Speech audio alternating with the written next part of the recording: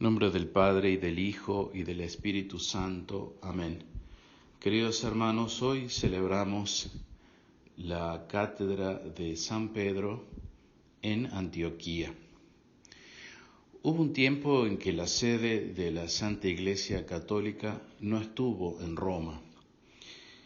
Antioquía fue la primera sede del apóstol San Pedro, el primer papa, donde residió 7 años hasta que por disposición divina pasó a Occidente, a la ciudad de Roma. Esta festividad nos recuerda que tanto el Oriente como el Occidente están sometidos a San Pedro en sus sucesores legítimos, los romanos pontífices. Es maravilloso ver que la primera carta del primer papa nos hable de los últimos tiempos.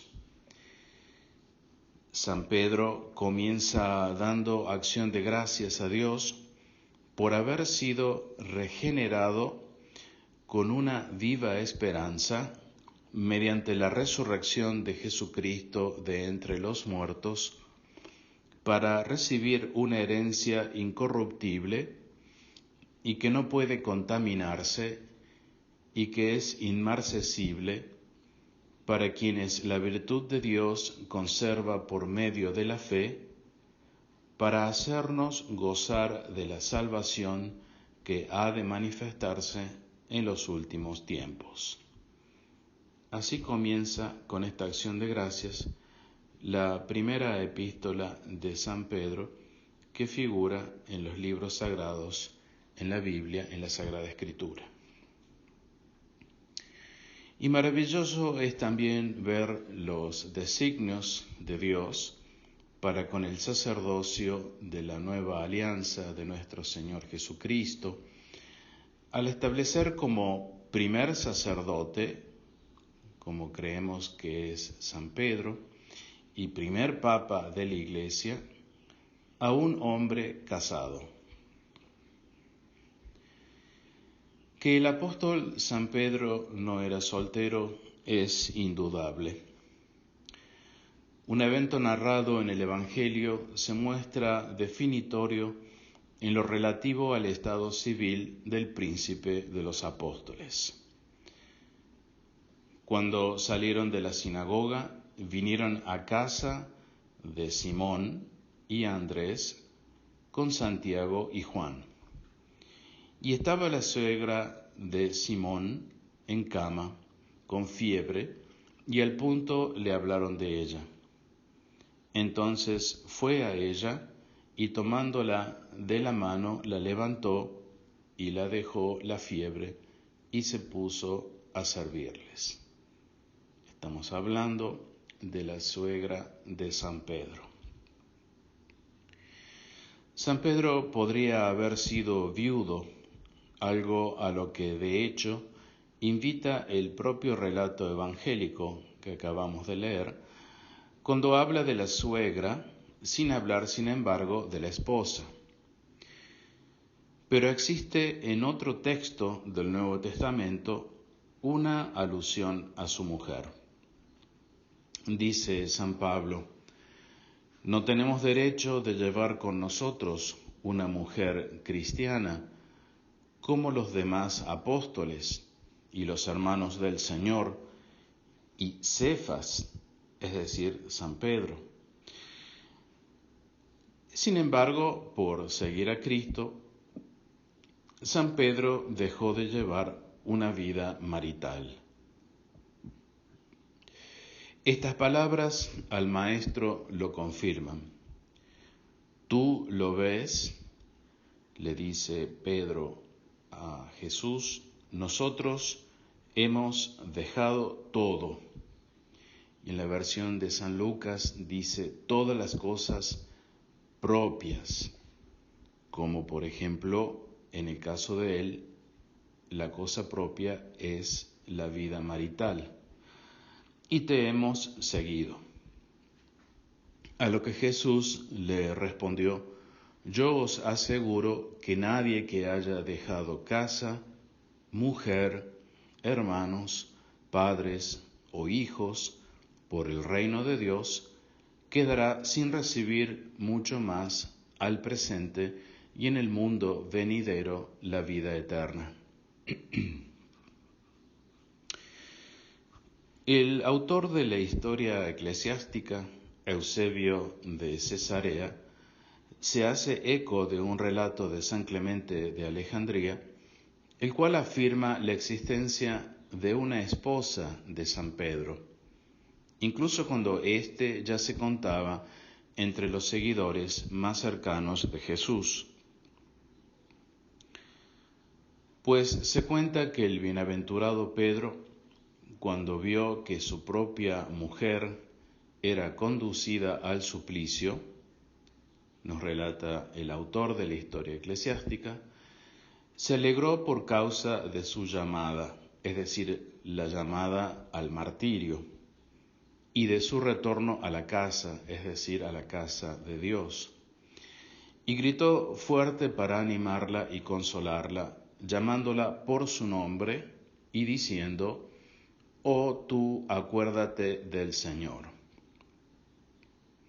Tal era el matrimonio de los bienaventurados y la perfecta disposición de los más queridos. Ahí termina la cita del autor de la historia eclesiástica, Eusebio de Cesarea, que la toma de San Clemente de Alejandría.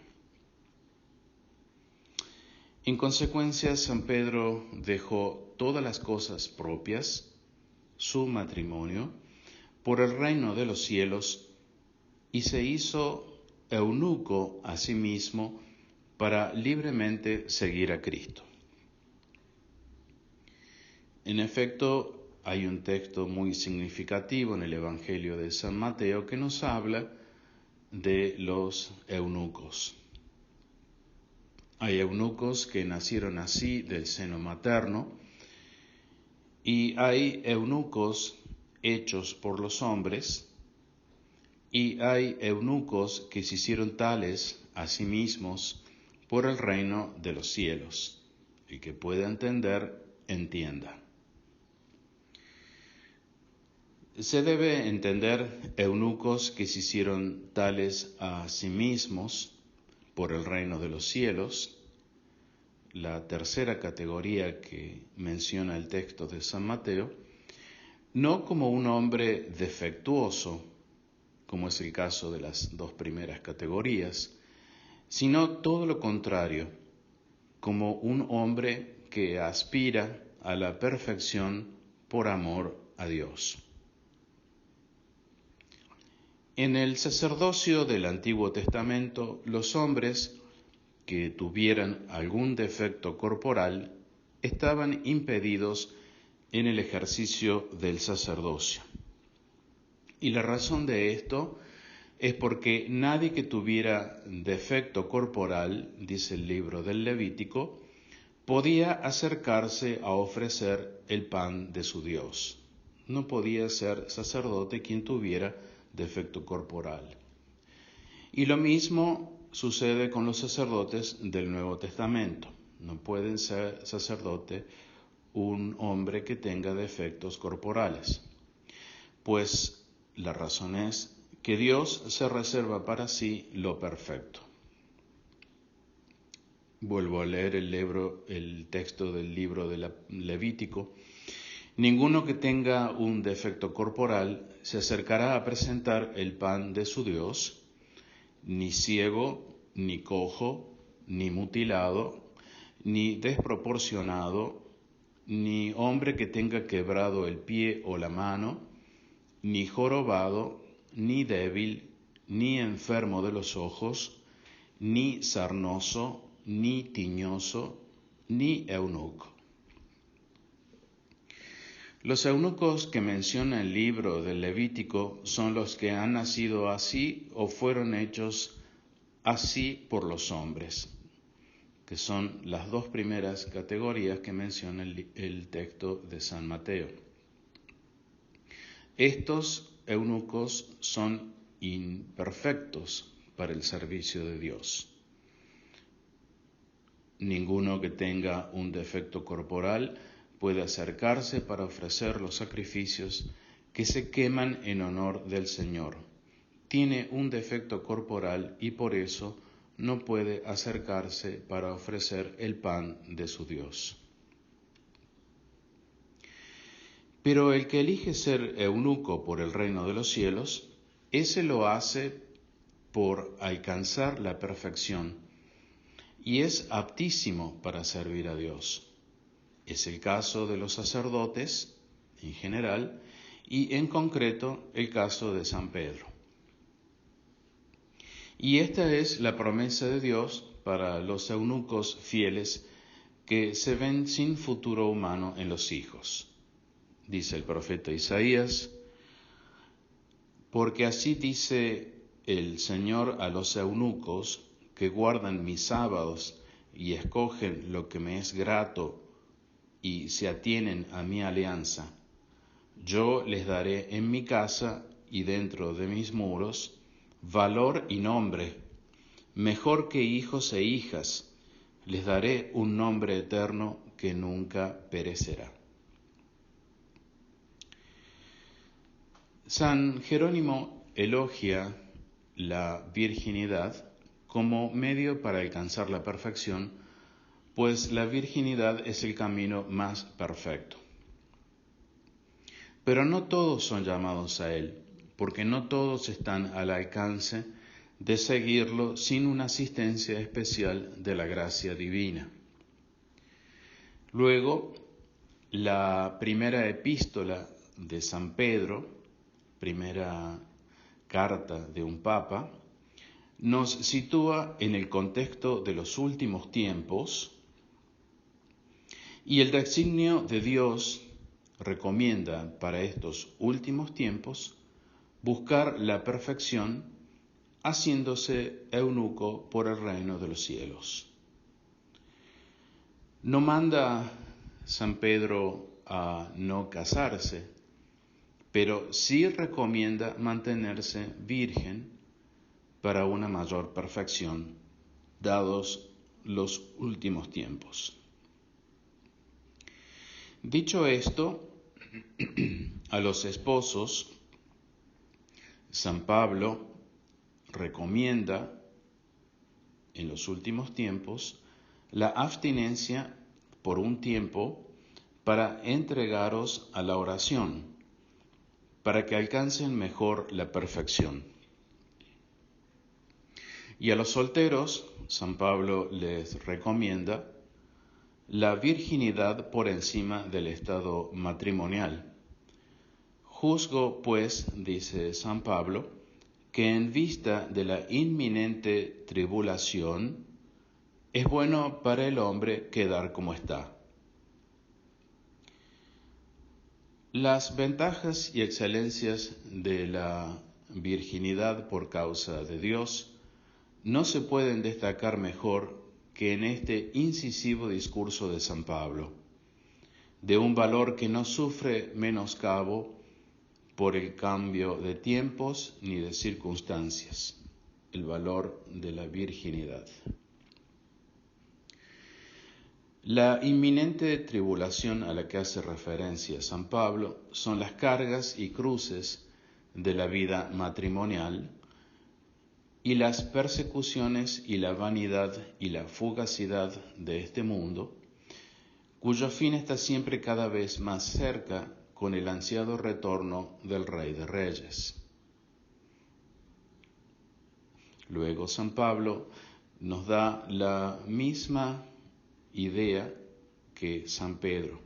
Dados los últimos tiempos, mejor es la virginidad. En otra parte, San Pablo avisa que el tiempo para este retorno del Señor es limitado. Dice San Pablo: lo que quiero decir, hermanos, es esto: el tiempo es limitado. Resta pues que los que tienen mujeres vivan como si no las tuviesen. Volvemos a hacer hincapié en esta idea. San Pablo no está proclamando la anticoncepción en los últimos tiempos, ni el matrimonio, sino todo lo contrario, la perfección de los esposos, dado el contexto de la inminencia de los últimos tiempos. El tiempo es limitado, dice. Esta idea es expresada en griego con una expresión tomada de los marineros que significa elevar las velas, es decir, velad. Y es para señalar que no podemos contar con largo tiempo, que estamos próximos a zarpar, lo cual es doblemente cierto por la brevedad e incertidumbre de nuestra vida y por el eventual retorno del Señor en cualquier momento. Velad, en las innumerables profecías sobre los últimos tiempos, Jesús afirma habérnoslo predicho todo. Solo ignoramos el día y la hora. Dice el Catecismo Romano que cuanto menos sabemos ese instante de la vuelta de Cristo, el cual vendrá como un ladrón de noche, tanto más debemos estar alerta para esperarlo con el vehemente deseo con que aguardaban los patriarcas y profetas su primera venida. Ha venido el fin de las edades, nos dice San Pablo en otro texto. Como se ve, San Pablo no impone la virginidad como un precepto, sino como un muy buen consejo, lo mismo que San Pedro. Ofrece la virginidad como un estado más conveniente y feliz aún en esta vida, de acuerdo con lo que Jesús enseñó sobre el estado del eunuco que se hizo a sí mismo por el reino de los cielos. Es un estado más perfecto que el del matrimonio. Lo mismo dice San Pablo sobre el estado de viudez. La mujer está ligada todo el tiempo que viva su marido, mas si muriere el marido, queda libre para casarse con quien quiera, solo que sea en el Señor. Sin embargo, será más feliz si permaneciere así, según el parecer mío, dice San Pablo, y creo tener también yo Espíritu de Dios. La misma recomendación entonces para las viudas, permanecer así, en estado de perfección, dado los últimos tiempos.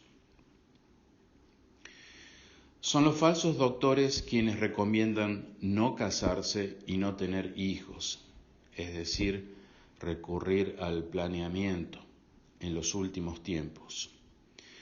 Claramente dice San Pablo, el Espíritu dice que en los últimos tiempos habrá quienes apostatarán de la fe, prestando oídos a espíritus de engaño y a doctrinas de demonios, enseñadas por hipócritas impostores que, marcados a fuego en su propia conciencia, prohíben el casarse, no obstante el conocimiento de la verdad.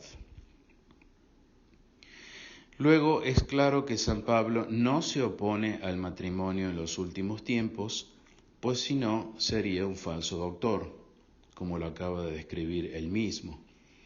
Y para lograr mejor entender el correcto desempeño de la mujer en estos últimos tiempos, conviene repasar el designio de Dios.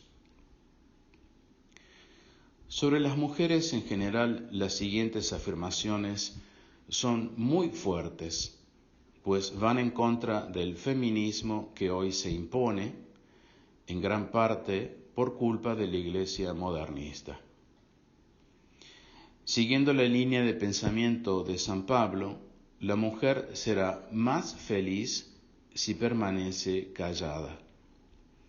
Dice San Pablo, las mujeres guarden silencio en las asambleas, es decir, en la iglesia, porque no les compete hablar, sino estar sujetas, como también lo dice la ley.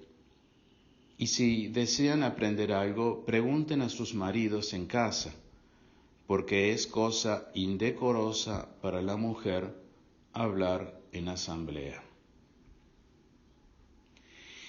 ¿Cuán lejos estamos de esta normalidad? Qué extraño nos resulta escuchar esto. Por más extravagante que nos parezca y fuera de lugar en estos turbulentos tiempos, en la Iglesia a la mujer no le compete hablar. La Santísima Virgen, en cambio, habló en las bodas de Caná porque ella era perfecta. Para que lo conozcan quienes buscan agradar a Dios, según Él nos enseña y no según ocurrencia propia, es competencia del marido catequizar a la esposa y a los hijos, aunque en la realidad muchas veces ocurra lo contrario. San Pablo deja firmemente constancia de que tal es el plan de Dios. Enseña San Juan Crisóstomo que la limpieza del varón fiel a Dios vence la inmundicia de la mujer infiel a Dios.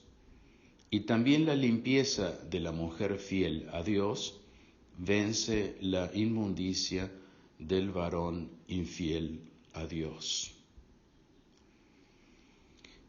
El marido que vive para Dios, santificado como miembro de Cristo, santifica a la mujer por la íntima unión que con él tiene.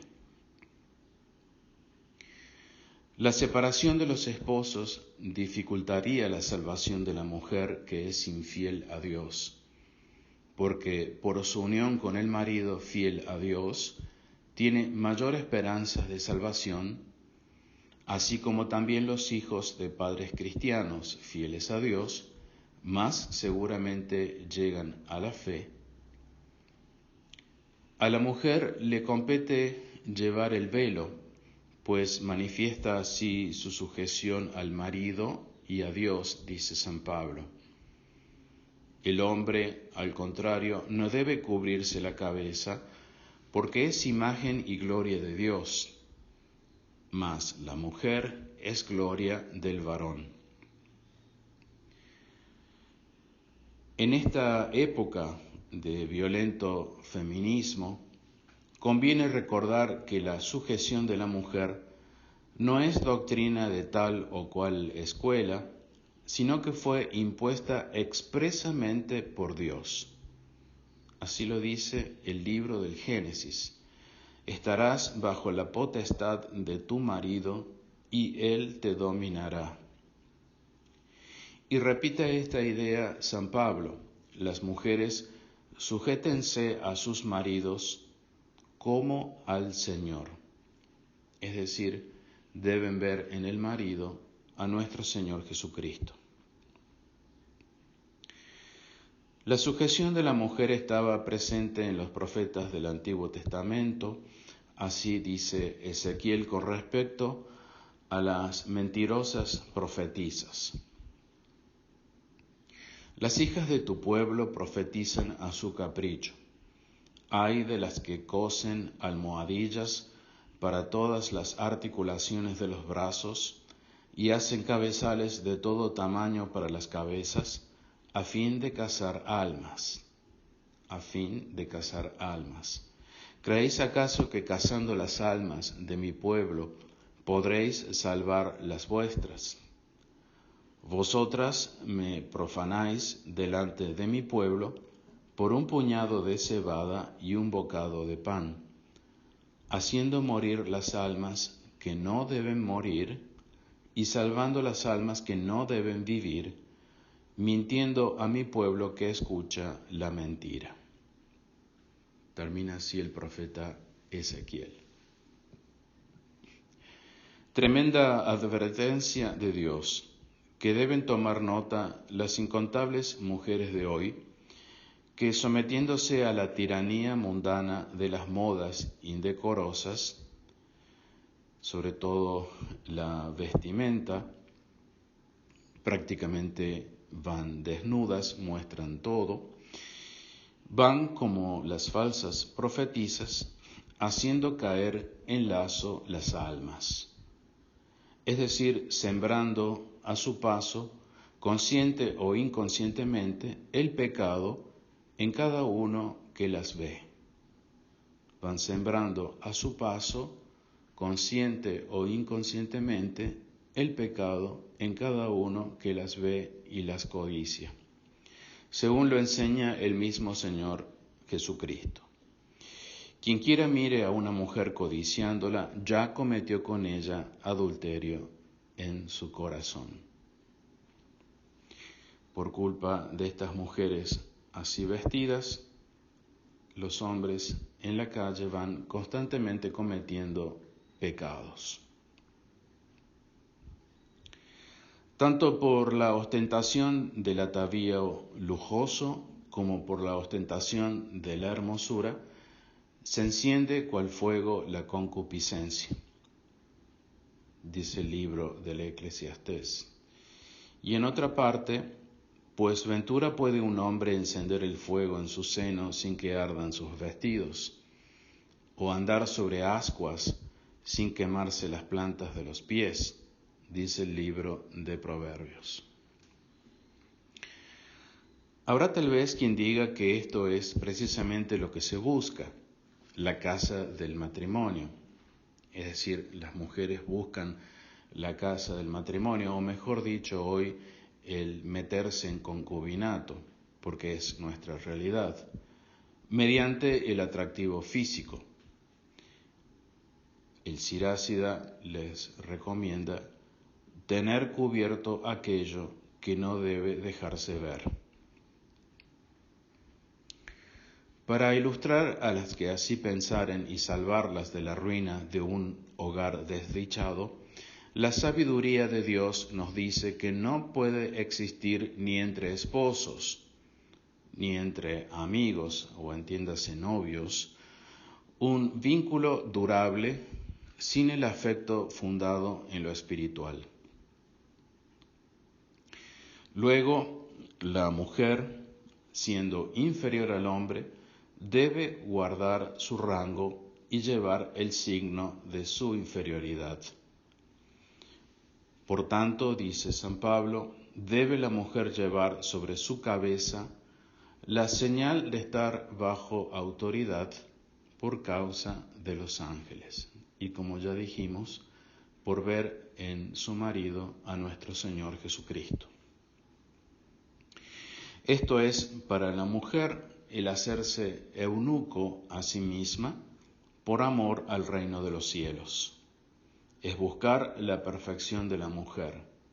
Dios quiere la perfección de la mujer y no es degradarla, como entendería cualquier modernista y el feminismo hoy.